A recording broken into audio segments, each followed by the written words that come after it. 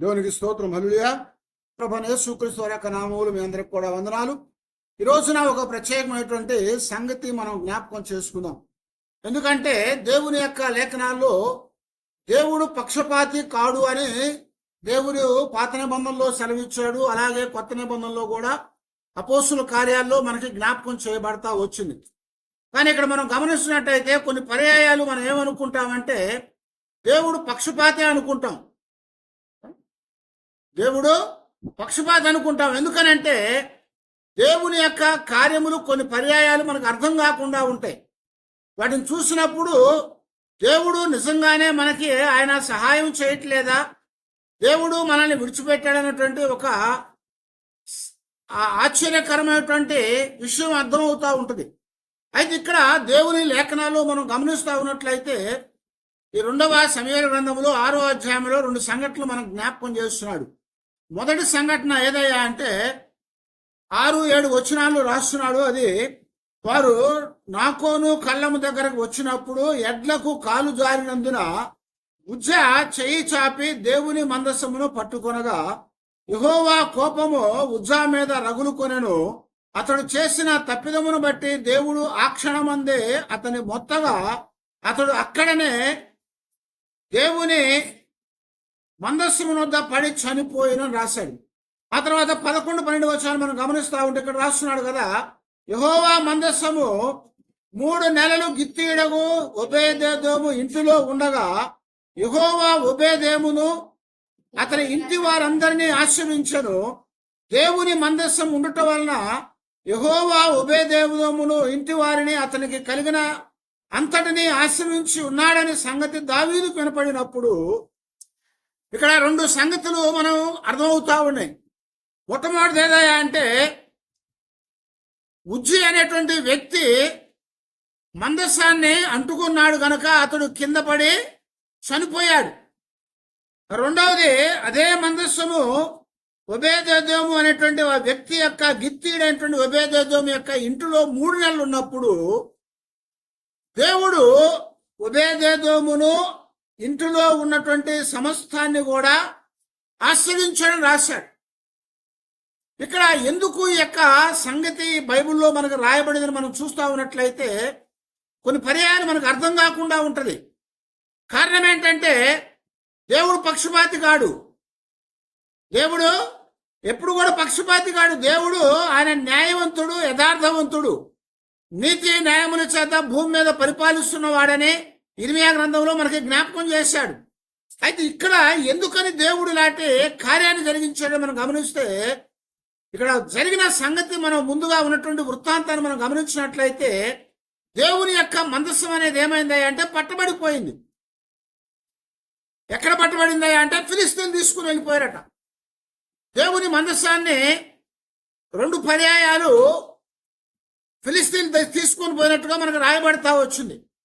మొదటి సమూయేలు గ్రంథం 6వ అధ్యాయంలో దేవుని మందస్సం పట్టబడిపోయింది. అది ఎవరి కాలం అది? ఏలీ కాలం. న్యాయాధిపతుల చివరి కాలంలో ఏలీ కాలంలో మందస్సం అనేది పట్టబడిందట. ఫిలిస్తీయులు దేవుని మందస్సాన్ని పట్టుకొని పోయారని మరి మొదటి సమూయేలు గ్రంథం 4వ అధ్యాయంలో మనకి జ్ఞాపకం చేస్తా ఉన్నాడు. మందస్సం అనేది పట్టబడింది. ఎప్పుడు పట్టబడిందా అంటే సమూయేలు కాలంలో పట్టబడింది. ఏలీ కాలం అంటే సమూయేలు ఇంకా పిల్లవాడుగానే ఉన్నాడు. ఏలీ ముసలివాడైపోయాడు. ఏలీ కుమారులు దుర్మార్గ పనులు చేస్తా ఉన్నారు. ఆ కాలంలో ఫిలిస్తీన్లు వచ్చి ఏం చేశారంటే ఇశ్రాయేలుతో యుద్ధం ఆడారు. ఆ యుద్ధములో దేవుని మందస్సం అని అంతకుముందు ఎక్కడుందంటే షిలోహులో ఉండేది. షిలోహులో దేవుని మందస్సం ఉండేది. ఆ యొక్క షిలోహులో నుంచి దేవుని మందస్సం ఇప్పుడు ఎక్కడ తెచ్చారంటే ఎబెనేజరుకు తీసుకొచ్చారట. ఎబెనేజరులో నుంచి ఆ మందస్సాన్ని తీసుకొని వచ్చినప్పుడు ఇశ్రాయేలీయులు ఏమనో ఎబెనేజరులో ఉన్నారు. అక్కడ వాళ్ళ మధ్యలో యుద్ధం జరిగినప్పుడు ఇశ్రాయేలీయులు ఫిలిస్తీన్ల ఎదుట నిలబడలేకపోయినప్పుడట ఇశ్రాయేలీయుల్ని ఇంచుమించుగా 4,000 మందిని హతమార్చినట్టుగా రాయబడతా వచ్చింది. ఆ తర్వాత ఏమైందంటే అయ్యో మందస్సం లేకుండా పోయింది కాబట్టి మందస్సం లేకపోవటం వల్ల మనకి ఇబ్బంది వచ్చిందని చెప్పి వాళ్ళు మందస్సాన్ని మరలా దగ్గరికి తీసుకుని వచ్చారట. 10వ వచనం మనం చూస్తా ఉంటే అక్కడ ఆ 10వ వచనం రాస్తున్నాడు కదా, ఫిలిస్తీన్లు మరలా యుద్ధము చేయగా ఇశ్రాయేలు ఓడిపోయి అందరూ తమ దారాలకు పరిగెత్తి వచ్చింది. అప్పుడు అత్యధికమైన వధ జరిగెను. ఇశ్రాయేలీయులలో 30,000 కాలిబలము కూలేను అని రాస్తున్నాడు. ఏమైందంటే ఇప్పుడు ఏమైందంటే ఆ మందసాన్ని ఫిలిస్తీన్లు పట్టుకొని పోయారు. ఎందుకు పట్టుకొని పోయారు? మందస్సు ఉండటం వల్ల ఇశ్రాయేలుకి ఏమొచ్చింది? జయం వస్తుంది. మందస్సు ఉంది కాబట్టి ఇశ్రాయేలుకి జయం వచ్చింది. అంటే మందస్సు అనేది దేవుడు అనే ఫిలిస్తీన్లకి అర్థమైంది. అందుకని వారి దేవుడు వాళ్ళతో లేకపోతే వాళ్ళకి నష్టం కలుగుతుంది. అర్థమైందా? దేవుడు మనతో లేకపోతే నష్టం కలుగుతుంది.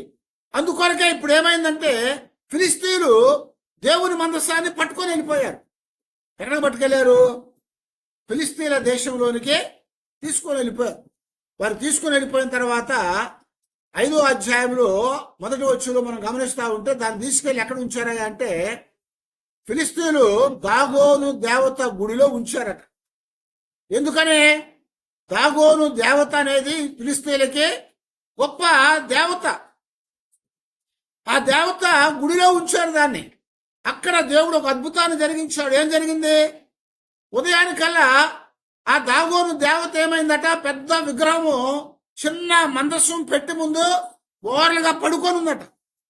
ఫిలిస్తీన్లు ఉదయాన్ని వచ్చి తలుపు తీయగానే ఇదేంటి ఇలా జరిగిపోయింది, ఎవడో పడేస్తాడు అనుకున్నా. ఆ దాగోను దేవతను మరలా కూర్చోబెట్టేసి ఎవడైనా వచ్చి ఇశ్రాయేలు పడేస్తున్నారేమో అని వచ్చిన వాళ్ళ యొక్క జాడు తెలుసుకోవటానికి ఆ దాగోను గుడంతట్లో కూడా ఏం చేశారంట, మరి ఆ తెల్లటి సున్నం లాంటిది జల్లి పెట్టారట.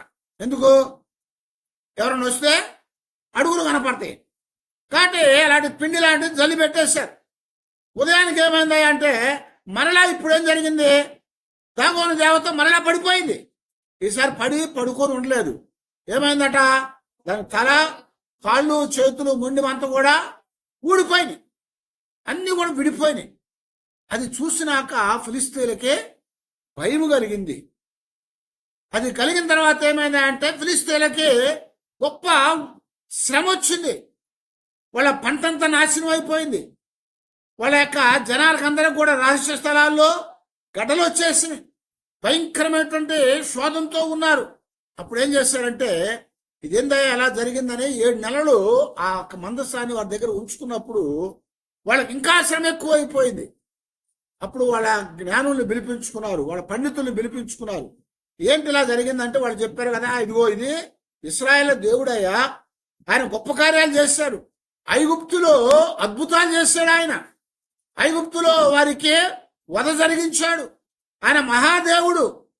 ఆయన మన దగ్గర ఉన్నాడు కాబట్టి ఆయన మనం తెచ్చాం కనుక మనకి ఇలా జరుగుతుందని చెప్పి మీరు వాళ్ళ దేవుడిని మీరు పంపించేయండి అని చెప్పి వాళ్ళకు సూచన ఇచ్చారు. ఒక కొత్త బండిని తయారు చేసి కాడి కట్టకుండా ఉన్నటువంటి పాడి ఆవులను తీసుకొని వచ్చి రెండింటిని దాని మీద పెట్టి ఆ మందసాన్ని దాని మీద ఉంచి ఫిలిస్తీన్లకి 5 పట్టణాలు ఉన్నాయి. 5 పట్టణాల్లో జరిగింది కనుక 5 బంగారపు పందికొక్కుల్ని 5 బంగారపు గడ్డల్ని తయారు చేసి ఒక పెట్టిలో పెట్టి మందసం పక్కన పెట్టి దాన్ని ఊరిలోకి తోలారు. వాళ్ళు చెప్పారు, ఇదిగో ఈ యొక్క ఆ బండి తిన్నగా ఇశ్రాయేల్ దేశంలోకి వెళ్ళిపోతే మాత్రం ఇది వాళ్ళ దేవుడి వలన కలిగింది కదా, వాళ్ళ దేవుడే మనల్ని శిక్షించాడు. ఇలాగా అది తిన్నగా వెళ్ళకుండా ఇటని వెళ్ళిపోయింది అనుకోండి, మన యొక్క దురదృష్టకరం జరిగింది కాబట్టి అలాగ అనుకున్నారు. మొదటి సమయాల గ్రంథము 6వ అధ్యాయం 9వ వచనం చదివినప్పుడు అది బెత్షెమెషుకు పోవు మార్గమున పడి ఈ దేశపు సరిహద్దు దాటి వరకు ఆయనే ఈ గొప్ప కీడు మనకు చేసినని తెలుసుకొని వచ్చునని, ఆ మార్గమున పోని ఎడల ఆయన మనల్ని మొత్తలేదనియు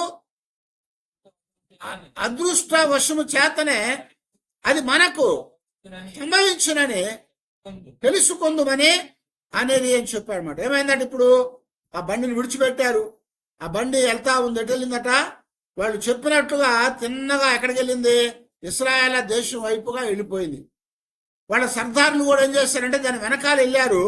వెళ్ళిన వాళ్ళు ఏం చేశారట, అది వెళ్ళిన తర్వాత ఇది వాళ్ళ దేవుడే చేశాడని చెప్పి ఒక దండం పెట్టుకొని వెనక్కి తిరిగి వచ్చేసారు. వాళ్ళు వెనక్కి వచ్చిన తర్వాత వాళ్ళ దేశంలో ఏమైందంటే ఆ పంట, నాశనమైన పంట ఆగిపోయింది. వారికి వచ్చిన రహస్య స్థలాల్లో వచ్చినటువంటి గడ్డలన్నీ కూడా మాయమైపోయింది. వాళ్ళు సంతోషించి వాళ్ళు విడిచిపెట్టేసుకున్నారు. అయితే అలాగే ఇప్పుడు కూడా ఏం జరిగిందయ్యా అంటే మరలా ఫిలిస్తీన్లు ఏం చేశారంట, దావీదు కాలంలో కూడా మందసాన్ని పట్టుకొని పోయారు. ఆ మందస్సం పట్టుకొని పోబడినప్పుడు దాన్ని తెద్దామని దావీదు వెళ్ళాడు. సౌలు రాజ్యం అయిపోయింది. సౌలు రాజ్యం అయిపోయిన తర్వాత రాజ్యం అంతా కూడా దావీదుకి అప్పగించబడింది. ఇప్పుడు ఇశ్రాయేలు అందరి మీద కూడా దావీదు రాజుగా చేయబడ్డాడు. ఇప్పుడు రాజుగా చేయబడినటువంటి దావీదు మందసాన్ని తీసుకోవడానికి వెళ్ళినప్పుడు ఏమైందయ్యా అంటే మనం ఇక్కడ ఇప్పుడు 2వ సమూయేలు గ్రంథంలో 6వ అధ్యాయము మొదటి నుంచి మనం చదువుతా ఉంటే రాస్తున్నాడు చూడండి. దావీదు ఏం చేస్తాడంట, 30,000 మంది శూరుల్ని తీసుకొని కెరూబుల మధ్యలో నివసించేటువంటి సైన్యములకు అధిపతియగు యెహోవా అనేటువంటి తన నామము పెట్టబడినటువంటి దేవుని మందసాన్ని అక్కడి నుంచి తీసుకొని రావటానికి వెళ్ళాడు కదా. ఇప్పుడు ఈ మందస్సం ఎక్కడుందట? ఇప్పుడు 3వ వచనం చదవండి. వారు దేవుని మందస్సమును కొత్త బండి మీద ఎక్కించి గిబియాలోనున్న అబీనాదాబు యొక్క ఇంటిలో నుండి దాన్ని తీసుకొని రాగా అబీనాదాబు కుమారుడైన ఉజ్జాయి అహియోయను ఆ కొత్త బండిని తోలిరి. ఇప్పుడు ఎక్కడుంది తెస్తున్నాడట మందసాన్ని? అబీనాదాబు యొక్క ఇంటిలోని తీసుకొని వస్తున్నాడు. ఈ అబీనాదాబు అంటే ఎవరో తెలుసా? ఈ అబీనాదాబు ఎవరయ్యా అంటే దావీదు యొక్క అన్న, యెషీ యొక్క కుమారుడు. వీళ్ళందరూ కూడా ఎవరు? సౌలు యొక్క రాజ్యములో సేనాపతులుగా ఉన్నటువంటి వారు. సౌలు రాజ్యం చేస్తున్నప్పుడు సౌలు యొక్క యుద్ధంలో ఉన్నటువంటి వారు ఎవరు? ఈ 7 అన్నదమ్ములు, దావీదు అన్నదమ్ములు ఎక్కడున్నారు? యుద్ధంలో ఉన్నారు. అవునా? సమూయేలు వచ్చి అయ్యా నీ యొక్క కుమారులు ఎవరున్నారు పిలవమని చెప్పినప్పుడు దావీదుని రాజుగా ఏర్పాటు చేయాలని దేవుడు సమూయేలుతో చెప్తే యెషయా ఇంటికి వచ్చి ఆ యెషయా ఇంటికి వచ్చేటువంటి సమూయేలు నీ పిల్లల్ని పిలవమంటే ఎత్తర వారిని పిలిచాడు. వాళ్ళందరూ కూడా యుద్ధంలో ఉన్నవాళ్ళు. వీళ్ళెవ్వరు కాదని చెప్పాడు. వాళ్ళందరూ ఎక్కడున్నారట? యుద్ధంలో ఉండేవారు, బలాఢ్యులు. వాళ్ళలో ఒకడు ఎవరయ్యా అంటే అబీనాదాబు అనేటువంటి వాడు. ఈ అబీనాదాబు అనేటువంటి దావీదు యొక్క అన్న ఇంటిలో సుమారుగా 20 సంవత్సరాలు మందసం ఉండిపోయింది. ఎందుకంటే ఫిలిస్తీన్ల దగ్గర నుంచి వచ్చేసి అక్కడ పెట్టేశారు. సౌలు 40 సంవత్సరాలు పరిపాలన చేశాడు. ఈ 40 సంవత్సరాలు ఏమైందంటే ఒక 20 సంవత్సరాలు అబీనాదాబు ఇంటిలోనే మందసం ఉండిపోయింది. ఇప్పుడు రాజుగా దావీదు పూర్తిగా చేయబడిన తర్వాత దేవునికి మందసాన్ని తీసుకొని వచ్చి ఒక మందిరం కట్టాలనుకున్నాడు. ఇప్పుడు మందిరం కట్టాలనుకున్నాడు కాబట్టి ఏమైంది? మందసం తేవాలనుకున్నాడు. ఆ మందసం తేవటానికి వెళ్ళాడు. ఇప్పుడు అబీనాదాబు యొక్క ఇంటిలో నుంచట గిబియాలో నుంచి ఆ మందసాన్ని ఎలా తెచ్చారట? ఒక కొత్త బండి మీద పెట్టి ఎక్కించారట. అక్కడి నుంచి అబీనాదాబు యొక్క 2 కుమారులు, ఒకడేమో ఉజ్జి, రెండోవాడు అహోయు. అహోయు అనేటువంటి వాడు, ఉజ్జి అనేటువంటి వాడు 2 అబీనాదాబు కుమారులు. అహోయు అనేటువంటి వాడు బండిని తోలుతా ఉన్నాడు, పక్క నుండి ఉజ్జి నడిపిస్తా ఉన్నాడు. ఇప్పుడు జరిగిన సంగతిని మనం జ్ఞాపకం చేసుకుంటా ఉన్నాం. వారు నడిపిస్తా ఉన్నప్పుడు ఉజ్జి అనేవాడు ఏం చేశాడంట, అది వెళతా ఉన్నప్పుడు ఎక్కడికి వచ్చింది? నాకోను కళ్ళము దగ్గరకు వచ్చినప్పుడు కదా, నాకోను కళ్ళము దగ్గరకు వచ్చినప్పుడు అట ఏమైంది? ఎడ్లకు కాలు జారిందట. ఎందుకు కాలు జారిందయ్యా అంటే దావీదట గొప్ప నాట్యం చేస్తా ఉన్నాడు. పైన దావీదు ఇశ్రాయేలందరినీ కూడా సరళ వృక్షము కర్రతో చేయబడినటువంటి నానా విధములైనటువంటి ఇతారాలను, స్వరమండలములను, తంబురులను, మృదంగములను, పెద్ద తాళములను వాయించుచు యెహోవా సన్నిధిని నాట్యమాడుచు ఉన్నాడు. భయంకరంగా వాయిద్యాలు వాయించుకుంటా నాట్యం చేసుకుంటా వస్తున్నాడు దావీదు ఆ బండి ముందు. నాకోరు కళ్ళం దగ్గరకు రాగానే బండికి కట్టినటువంటి ఆ యొక్క ఎడ్ల యొక్క కాలు జారిందట. ఆ కాలు జారంగానే ఉజ్జాయి అనేటువంటి వాడు ఏం చేశాడంట, ఒక్కున చేయి జాపి మందసాన్ని పడిపోకుండా పట్టుకున్నాడు. ఒకవేళ చేయి జాపకపోతే ఏమయ్యేది? మనసు పడిపోయేది కదా, మనసు పడిపోయేది, మనకు తెలిసిన సంఘటన. కానీ దేవుడు శక్తివంతుడు. దేవుడు ఎవరట? సర్వశక్తివంతుడు. దేవుడు, ఆయనకి ఎవరు సహాయం కూడా అక్కర్లేదు. ఆయన సార్వభౌముడు. ఇప్పుడు ఇశ్రాయేల్ అందరూ కూడా ఈ మందసాన్ని ఎలాగా చూస్తున్నారయ్యా అంటే, ఈ మందసం అనేది ఏంటయ్యా అంటే దేవుని యొక్క పాదపీఠం దగ్గర ఉన్నటువంటి ఆ యొక్క గొప్ప సన్నిధిగా చూస్తూ వచ్చారు. ఈ మందస్సం అనేది దేవుని యొక్క పాదపీఠం దగ్గర ఉన్నటువంటి ఒక గొప్ప సన్నిధిగా ఉంది. అయితే ఈ మందస్సం అనేది ఇప్పుడు పడిపోకుండా దేవుడు చూసుకోలేడా? దేవుడు తను కాపాడుకోడా? దేవునికి మనం సహాయం చేయాలా? మనుషుల సహాయము దేవునికి అక్కర్లేదు. ఇప్పుడు సమయాలు కాలంలో ఫిలిస్తీన్ దగ్గర ఉన్న మందస్సాన్ని ఎవరు తెచ్చారు? సమయాలు తెచ్చాడా? సౌలు తెచ్చాడా? తేలేదు. సమయాలు తేలా, సౌలు తేలా. మరి ఎవరు తెచ్చారు? ఫిలిస్తీన్లో పంపించాడు. ఫిలిస్తీన్లో దాన్ని పంపించేట్టుగా దేవుడు చేశాడు అక్కడ. అలాగే ఇప్పుడు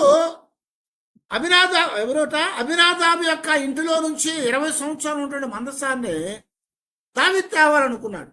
ఎందుకయ్యా అంటే ఒక మందిరాన్ని కట్టి ఆ మందస్సును అందులో ఉంచాలనుకున్నాడు. ఆ మందస్సం అంటే ఏంటి? మోషేకి దేవుడు నిర్గమకాండములో కొండ మీద చెప్పినటువంటి ఒక నమూనా. దేవుని సన్నిధి అక్కడ ఉంచుతానని దేవుడు ఆజ్ఞాపించాడు. ఆ మందస్సం అనేది ఒక చెక్క పెట్టి దానిని తుమ్మకర్రతో చేశాడు. దానికి అటువైపున ఇటువైపున 2 రింగులు ఉంచారు. దానికి ఒక కర్రలు తయారు చేశారు. ఆ రింగుల్లో కర్రలు పెట్టి దానిని లేవీలైనటువంటి వారు మోయాలి. దేవుడు ఈ మందస్సం యొక్క పనిని మోషేకి ఏమని ఆజ్ఞాపించాడంటే, లేవీలైనటువంటి వారికి కహతు యొక్క వంశానికి అప్పగించాడు మోసే బాధ్యత. లేవీలంటే ఎవరు? గతంలో మనం చెప్పుకున్నాం. లేవీలు ఎవరు? మోషే యొక్క తండ్రి ఇంటి వారు, లేవి గోత్రికులు. లేవి ఎవరు? యాకోబు యొక్క కుమారుల్లో ఒకడైనటువంటి వాడు. అతని కుమారులకి లేవీలని అనే పేరు పెట్టాడు. అయితే ఈ లేవీలకి దేవుడు ఏం చేశాడంటే స్వాచ్ఛంగా ఎన్నుకున్నాడు. వారికి దేవుని యొక్క పని చేయటానికి ఒక అవకాశాన్ని ఇచ్చాడు, బాధ్యతనిచ్చాడు. అందులో అహరోను వంశస్థులకి, అంటే ఇక్కడ లేవీల్లో ఎవరు ఉన్నాడో ఇక్కడ వచ్చినప్పుడు చూసినప్పుడు అమరాము ఎక్కువ భేదం చేసుకున్నాడు. వారికి ఎవరు పుట్టారు? 3 పుట్టారు. వారిలో మిరియామి, అహరోను, మోషేలు పుట్టారు. అయితే మిరియామి ఆడమనిషి కనుక ఆవిడకి ఆ బాధ్యత అప్పగించలేదు. మోషే ఒక నాయకుడుగా దేవుడు చేశాడు కాబట్టి ఆ బాధ్యతని మోషేకు కూడా ఇవ్వలేదు. అయితే ఇప్పుడు ఎవరికి ఇచ్చాడయ్యా అంటే అహరోను వంశానికి ఇచ్చాడు. అహరోను వంశానికి ఇచ్చి అహరోను వంశస్థులు ఏం చేయాలంట? దేవుని సన్నిధిలో పని చేయాలి. దేవుని సన్నిధిలో యాజకత్వాన్ని జరిగించాలి. మిగిలిన లేవీలు ఉన్నారు. అంటే లేవీకి పుట్టిన పిల్లలు ఉన్నారు. ఇంకా అమరాన్ని మాత్రమే కాదు, ఇంకా ఉన్నారు. వాళ్ళకేమిచ్చాడు? కొంతమందికి దేవుని మందిరాన్ని కాపాడే బాధ్యతనిచ్చాడు. కొంతమందికి దేవుని ఉపకరణాలు తయారు చేసే బాధ్యతనిచ్చాడు. కొంతమందికి ఏమో మందసాన్ని, దేవుని యొక్క గుడారాల్ని, దేవునికి సంబంధించినటువంటి దాని అంతను కూడా మోసే అవకాశం ఇచ్చాడు. ఇప్పుడు ఎవడు పని వాడే చేయాలి. అహరోను వంశస్థులు ఏం చేయాలి? యాజకత్వమే చేయాలి. ఆ గుడి లోపల, అంటే గుడారం లోపల ఉండి, దేవాలయం లోపల ఉండి యాజకత్వాన్ని జరిగించాలి. దాన్ని తప్ప మరి ఇంకోటి చేయకూడదు. వాళ్ళు దాన్ని తప్ప మరొకటి చేయకూడదు. ఎందుకంటే దేవుడు వాళ్ళకి అప్పగించాడు దాన్ని. అది తప్పగా ఇంకోటి చేస్తే దేవుడు వాళ్ళని ఆశ్రయించాడు. మనం కూడా కొన్నిసార్లు కొన్ని పనులు చేస్తూ ఉంటాం. దేవుడు మనకు చెప్పిన పని చేయకుండా వేరే పనిలో మనం ఏలు పెట్టాం అనుకోండి, పెట్టిన ఏలు బయటకు రాక సగం పోద్ది అక్కడ. అహరోను వంశస్థులకు ఇచ్చింది అహరోను వంశస్థులే చేయాలి. అందుకనే దేవుని సేవ తప్ప మరొకటి చేయకూడదని వాళ్ళకి చెప్పాడు. ఆ తర్వాత మోసే బాధ్యత కహతు పిల్లలకి ఇచ్చాడు, వాళ్ళు మాత్రమే మోయాలి. కానీ ఇక్కడ ఏం జరిగిందయ్యా అంటే, ఇప్పుడు ఒక చిన్న పొరపాటు జరిగింది. మందస్సం అనేది ఇప్పుడు ఎక్కడ పెట్టబడింది? కొత్త బండి మీద పెట్టబడింది. వాళ్ళు తీసుకొని వచ్చి మోసుకొని వచ్చి బండి మీద పెట్టారు. ఆ బండి మీద పెట్టిన తర్వాత ఆ బండి వస్తా ఉంది. దాని ముందర దావీదు నాట్యం చేస్తా ఉన్నాడు. ఆ బండి ఆ నాట్యము ఆ శబ్దాలకి ఎద్దులు అదిరిపోయినాయి. మందసం పడిపోయేటువంటి పరిస్థితి వచ్చింది. కానీ ఉజ్జి దాన్ని అంటుకొని దేవుని ఉగ్రతకి పాలైపోయి చనిపోయాడు. కారణం ఏంటని మనం గమనించినట్లయితే, దేవుని వాక్యంలో మనకి ఇక్కడ రాయబడుతూ ఉంటుంది కదా, మందస్సం అనేది మొయ్యాలి. దానికి ఇచ్చిన రింగుల్లో కర్రలు పెట్టి కహతు వంశస్థులు మాత్రమే దానిని మొయ్యాలన్నమాట. అది అలాగ మొయ్యాలని దేవుని యొక్క వాక్యంలో సంఖ్యాకాండంలో మనకి జ్ఞాపకం చేస్తున్నాడు. 7వ అధ్యాయంలో 9వ వచనం చదవండి. ఎలా అనగా, పరిశుద్ధ స్థలపు తేవ వారిది, తమ భుజముల మీద మోయటే వారి పని కనుక వారికి వాహనములను నియమింపలేదు. ఏం చేశాడంట? కహతీలకు ఏమిచ్చాడంట? వారి భుజాల మీద మందసాన్ని మొయ్యాలి. ఆ పని వాళ్ళకి అప్పగించాడు. అయితే ఇక్కడ మరొక మాట జ్ఞాపకం చేస్తా ఉన్నాడు. ఎవడైనా సరే దానిని అంటుకోకూడదని చెప్పాడు. ఎవడైనా దాన్ని ముట్టుకున్నట్లయితే ఏమవుద్దట? వాడు 4వ అధ్యాయం సంఖ్యాకాండంలో 15వ వచనం చదవండి. దండు ప్రయాణమైనప్పుడు అహరోనును అతని కుమారులను పరిశుద్ధ స్థలము యొక్క ఉపకరణమన్నిటినీ కప్పుట ముగించిన తరువాత కహతీయులు దాని మోయ రావలెను. అయితే వారు చావుక ఉండునట్లు పరిశుద్ధమైన దానిని ముట్టకూడదు. ఏమనండి ఇక్కడ? వాళ్ళు ఏం చేయాలంట? అహరోను వంశస్థులు ఏం చేయాలి? అవన్నీ సర్ది దాని మీద గుడ్డ కప్పాలి. సర్దేసిన తర్వాత గుడ్డ కప్పేసేయాలి దానికి. ఆ గుడ్డ కప్పిన తర్వాత కహతీలు ఏం చేయాలి? దాన్ని ఆ దండులు పెట్టి, అంటే కర్రలు పెట్టి దాన్ని మొయ్యాలి. అది పరిశుద్ధమైంది కనుక దాన్ని ఎవడు కూడా ముట్టకూడదు. దేవుడు సీనాయి పర్వతం దగ్గర మోషేకి ఏమని ఆజ్ఞాపించాడు?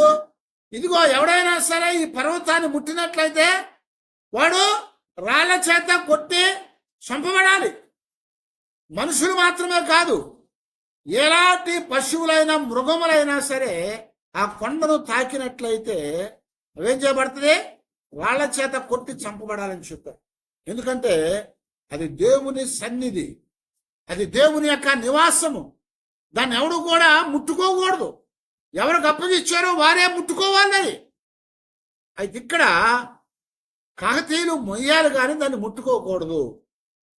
అయితే ఇప్పుడు ఈ యొక్క లేవీయుడు కానటువంటి వాడు అబినాదాబు యొక్క కుమారులైనటువంటి ఉజ్జాయి. ఇందాక ఎవరని చెప్పుకున్నాము? అబినాదాబు దావీదు యొక్క ఒక సహోదరుడు. అయితే ముగ్గురు అబినాదాబులు ఉన్నట్లుగా బైబిల్లో రాయబడతా ఉంది. ఒకడు లేవీయుడు కూడా ఉన్నాడు. అయితే ఇక్కడ ఈ యొక్క మందస్సం అనేది బయటకు తీసుకొని రాబడతా ఉన్నప్పుడు ఆ ఉజ్జి చేయి చాపటం వల్ల ఏమైంది? దాన్ని ముట్టుకున్నాడు. దాన్ని ముట్టుకోవటం వల్ల ఏం జరిగింది? యెహోవా అతనిని మొత్తెను గనుక అతడు ఏమయ్యాడట? మందస్సము యొద్ద పడి వాడు చనిపోయాను అని ఇక్కడ మనకి జ్ఞాపకం చేస్తున్నాం. మందస్సము దగ్గర పడి వాడు చనిపోయాడు. కారణం ఏంటంటే అది మోసేవారే మొయ్యాలి కానీ ఎవడు పడితే వాడు అంటుకోకూడదు. అది పరిశుద్ధమైంది. కానీ మొట్టమొదట ఉజ్జి చనిపోవడానికి కారణం ఏందయ్యా అంటే దానిని ముట్టుకోవటం, అది పరిశుద్ధమైంది, దాన్ని ముట్టుకున్నాడు కనుక అతడు పడి చనిపోయాడని చెప్తున్నాడు. అతడు పని చనిపోయాడు. దావీదు చేసిన తప్పిదం ఏదయ్యా అంటే ఆ మందసాన్ని కాతీయుల చేత అంటే అహరోను వంశస్థుల చేత దింపించి కాతీయులు మోసేట్లుగా చేయాలి. అలా చేయకుండా దావీదు కూడా ఏం చేశాడు, ఆ బండి మీద దాన్ని తీసుకొని వచ్చేస్తా ఉన్నాడు. దావీదు చేసిన పని కూడా అది ఒక తప్పిదం. అయితే ఇక్కడ ఉజ్జీ చనిపోవటంలో తప్పిదం ఏదయ్యా అంటే, అతడు ముట్టుకోకూడకుండా ఉండవలసింది అతడు ముట్టుకున్నాడు గనక అతడు చనిపోయినట్లుగా జ్ఞాపకం చేస్తా వచ్చాడు. మనం ఎవరం కూడా దేవుణ్ణి కాపాడే వారంగా, దేవుడు మనల్ని కాపాడుతాడు. దేవుడు మనల్ని కాపాడుతాడు కానీ మనం దేవుడిని కాపాడుతాను కదా. అయితే ఇక్కడ ఉజ్జియా చేసినటువంటి మరొక తప్పిదం ఏంటంటే, దేవునికి సహాయం చేయాలనుకున్నాడు. దేవునికి మన సహాయం అక్కర్లేదు, ఆయన సహాయము మనకే అవసరమైంది కానీ మనుషుల సహాయం ఆయనకు అక్కర్లేదని రాశారు. తర్వాత మనం గమనిస్తూ ఉంటే, ఇప్పుడు మందస్సము ముట్టుకోవటం వల్ల ఉజ్జీ చనిపోయాడు. అయితే అదే మందస్సమాన్ని ఇప్పుడు దావీదు ఏం చేశాడంట, ఒబేదెదోము యొక్క ఇంటి దగ్గర దింపించాడు. దాన్ని ఒబేదెదోము యొక్క ఇంటి దగ్గర దింపించాడు. ఇక్కడ ఒబేదెదోము ఎవరయ్యా అని మనం చూస్తూ ఉన్నట్లయితే ఆయన అక్కడ ఏమని రాస్తున్నాడు, గిత్తీయుడు అని రాస్తున్నాడు. ఎవరట? గిత్తీయుడు. ఒబేదెదోము అనేవాడు గిత్తీయుడు. బహుశా ఇతడు లేవీయుడు కాదు. కానీ ఈ మందస్సం అనేది ఇప్పుడు తీసుకొని వచ్చి ఎక్కడ ఉంచబడింది? ఒబేదెదోము యొక్క ఇంటి దగ్గర సూరు కింద ఉంచబడింది. దావీదు దాన్ని తీసుకొచ్చి అక్కడ వదిలిపెట్టేసి వెళ్ళిపోయాడు, భయపడిపోయాడు. ఇప్పుడు ఏం జరిగిందయ్యా అంటే 3 నెలలు అక్కడ ఉండటం ద్వారా ఇప్పుడు దేవుడు ఒబేదెదోమును అతని ఇంటి వారిని అతని కలిగిన సొత్తు అంతటిని ఆశీర్వదించాడు. ఎందుకు ఆశీర్వదించాడు? ఉజ్జీని ఎందుకు చంపాడు? మరి ఒబేదెదోమును ఎందుకు ఆశీర్వదించాడు?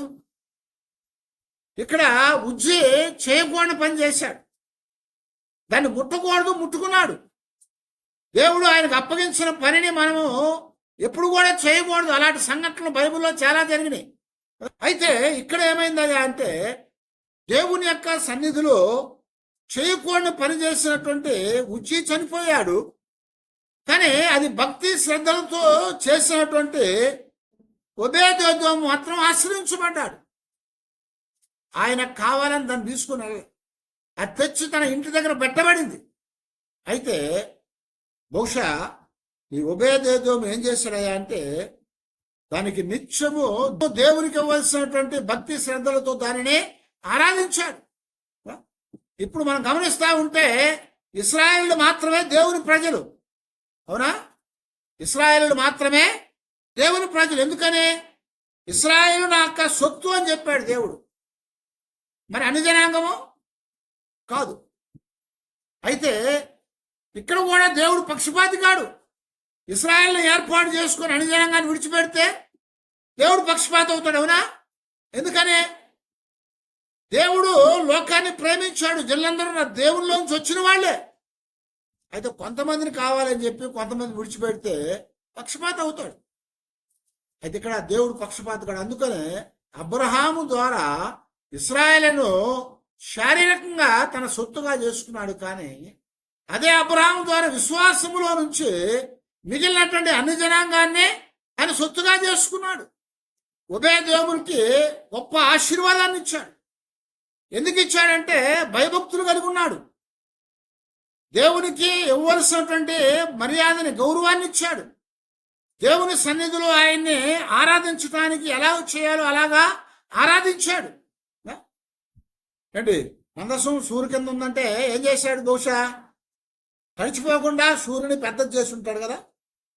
తడిచిపోకుండా ఆ సూర్యుకి ఇంకొంచెం ఆకులు కలిపి లేకపోతే ఇంకేదో పెట్టి దాన్ని పెద్దది చేసి ఉంటాడు తడిచిపోకుండా. అంటే దాని అర్థం ఏంటి? దానిని గౌరవించాడు, దానిని సంరక్షించాడు. దానికి అది దేవునిదని దావీదు అక్కడ పెట్టినటువంటి సంగతి తెలుసు కనుక దానికి నిత్యం కూడా పూజ చేస్తుంటాడు, అంటే ఆరాధించుంటాడు. అందువలన ఒబేదెదోమును దేవుడు ఆశీర్వదించాడు. అతని ఇంటి వారిని, అతని కలిగిన సమస్తాన్ని కూడా ఆశీర్వించాడు. ఎంతకాలము? 3 నెలలు. గమనించారా? 20 సంవత్సరాలు ఎక్కడుంది? అబీనాదాబు ఇంటిలో ఉంది. 7 మాసాలు ఎక్కడుంది? ఫిలిస్తీన్ల ఊరిలో ఉంది. 7 మాసాలు ఫిలిస్తీన్ల ఊరిలో ఉంటే ఫిలిస్తీన్లకి నష్టం కలిగింది. అదే అబీనాదాబు ఇంటిలో 20 నెలలు ఉంటే అక్కడ ఏమైందో మనకు రాయబడలేదు.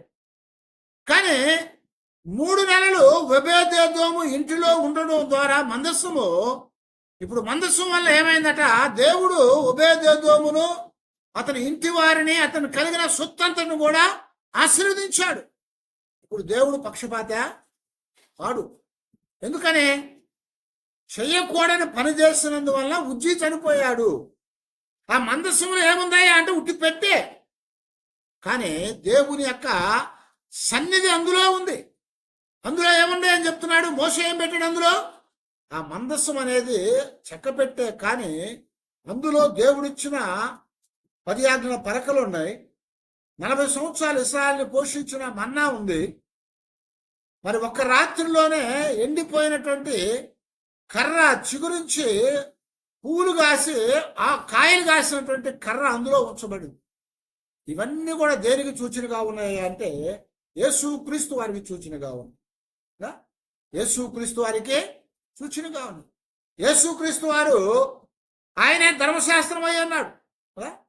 మోషే ద్వారా ధర్మశాస్త్రం ఇవ్వబడింది, కానీ యేసుక్రీస్తు వారి ద్వారా కృప ఇవ్వబడిందని చెప్పాడు.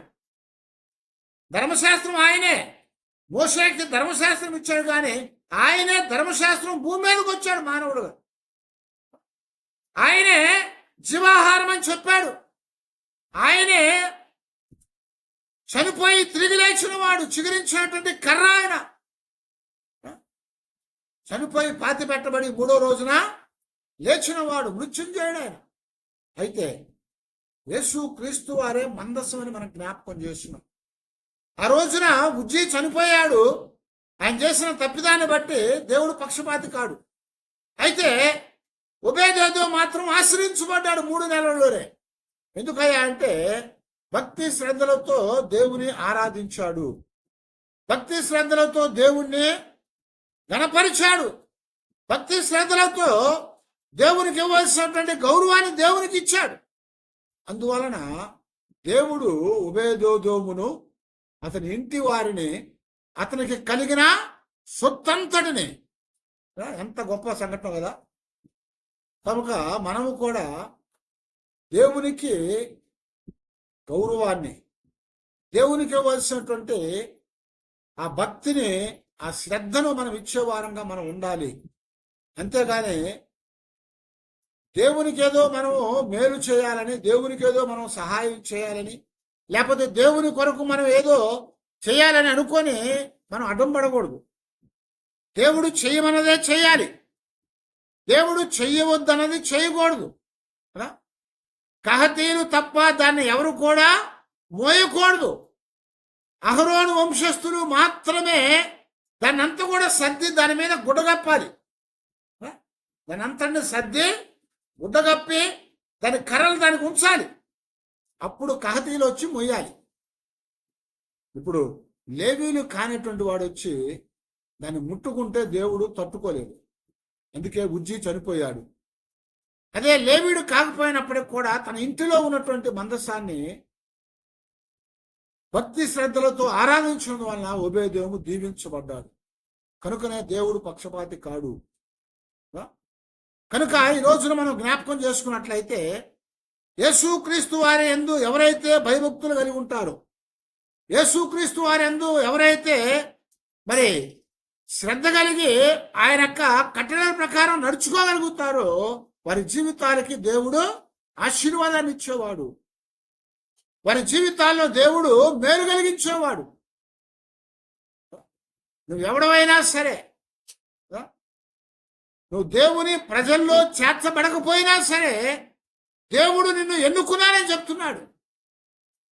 చాలాసార్లు మనం చెప్పుకున్నట్టుగా పేతురు పత్రికలో ఏమన్నాడు? నువ్వు రాజులుగా, యాజక సమూహంగా ఏర్పాటు లేనటువంటి వారిని, ఎన్నిక లేవనటువంటి వారిని, ప్రజలుగా లేనటువంటి వారిని, చీకట్లో ఉన్నటువంటి వారిని నేను ఏర్పాటు చేసుకున్నానని చెప్తున్నాడు.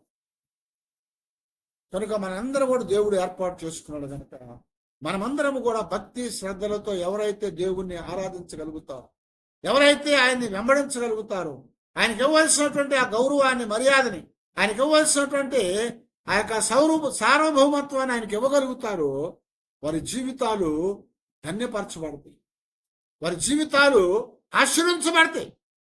కనుక మనం అందరం కూడా మరి ఇక్కడ దావీదు ఒబేదెదోమును ఆశ్రయించాడని తెలుసుకున్నప్పుడు వచ్చి మరలా ఏం చేశాడట? ఆ మందసాన్ని ఆర్భాటముతో మరలా నాట్యం చేసుకుంటా ఆయన దాన్ని తీసుకొని వెళ్ళటానికి సిద్ధమైపోయాడు. కానీ ఇక్కడ మనం చెప్పుకున్న విషయం ఏంటంటే, ఉజ్జయిని ఎందుకు చంపాడు దేవుడు? ఒబేదెదోమును ఎందుకు ఆశ్రయించాడు? వారి ఇద్దరి మధ్యలో దేవుని యొక్క నియమాల్ని పాటించడంలో తేడా ఉంది. వారిద్దరి మధ్యలో భక్తి శ్రద్ధల్లో తేడా ఉంది. చేయవలసిన పనులు చేయాలి, చేయకూడని పనులు చేయకూడదు. మనం దేవునికి సహాయం చేయవలసిన పని లేదు. దేవుని సహాయాన్ని మనము కోరేవారంగా ఉండాలి. అందువలన ఉజ్జి చనిపోయాడు, ఒబేదెదోము ఆశీర్వదించబడ్డాడు. కనుక మనము కూడా ఉజ్జీలాగా ఉండకుండా ఒబేదెదోము లాగా మనం ఉండాలి. భక్తి శ్రద్ధలతో మనం దేవుని ఆరాధించేవారం, ఆయనకి ఇవ్వవలసినటువంటి ఆ గౌరవాన్ని, ఆయనకి ఇవ్వవలసినటువంటి ఆ మహిమను ఆయనకి చెల్లించే వారంగా మనం ఉండాలి. దేవుడు చెప్తున్నాడు, ఇదిగో నేను మీ మధ్యలో ఉన్నాను, మీతో ఉన్నానని చెప్పు. కనుక దేవుడు మనతో ఉన్నాడు, మనలో ఉన్నాడు. మనలో ఉన్నటువంటి ఆ దేవుణ్ణి ఆరాధించి, గౌరవించి, ఆయనకి భక్తి శ్రద్ధలతో ఆయన కొలిచి దేవుని ఆశీర్వాదాలు మనం పొందాం. అప్పుడే దేవుని నామంలో మనందరికి కూడా దీవెన కలుగుతుంది. అలాంటి దీవెన మనకు కలిగేటట్లుగా దేవుని పాదాల దగ్గర ప్రార్థన చేసుకున్నాం. అందరూ తల వచ్చి ప్రార్థన చేసుకున్నాం.